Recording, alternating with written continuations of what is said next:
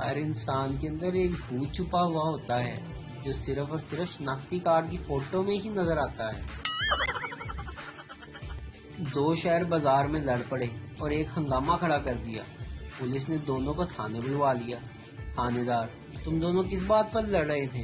پہلا شہر: اس نے مجھے سرے عام جھنجھوڑا۔ دوسرا شہر: اس نے مجھے کپڑوں کی طرح مروڑا۔ پہلا شہر: اس نے میرا سر پھوڑا۔ دوسرا شہر: اس نے میرا منہ توڑا۔ تھانے دار ان کی شاعرانہ لڑائی سے تنگ آ گیا اور دونوں سے ہاتھ باندھ کر بولا: خدا کے لیے یہاں سے جاؤ، میں نے تم دونوں کو چھوڑا۔ مالک نوکر سے: اب تک تم سے مچھر نہیں مارے گئے؟ میرے کانوں میں گنگنا رہے ہیں۔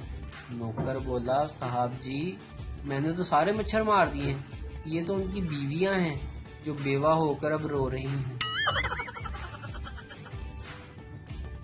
مسکراتے رہا کرو تاکہ دنیا کنفیوز رہے کہ اسے کس بات کی خوشی ہے۔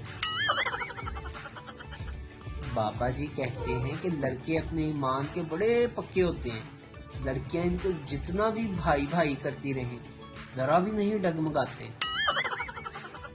ایک فقیر کی لاٹری نکل آئی۔ دوسرے فقیر نے پوچھا کہ تم ان پیسوں کا کیا کرو گے؟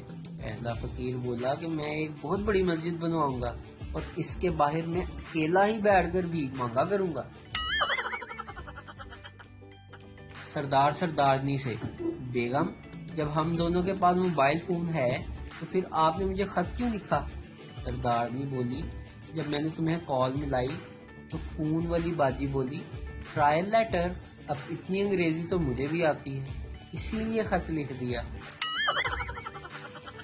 ویڈیو دیکھنے کا شکریہ۔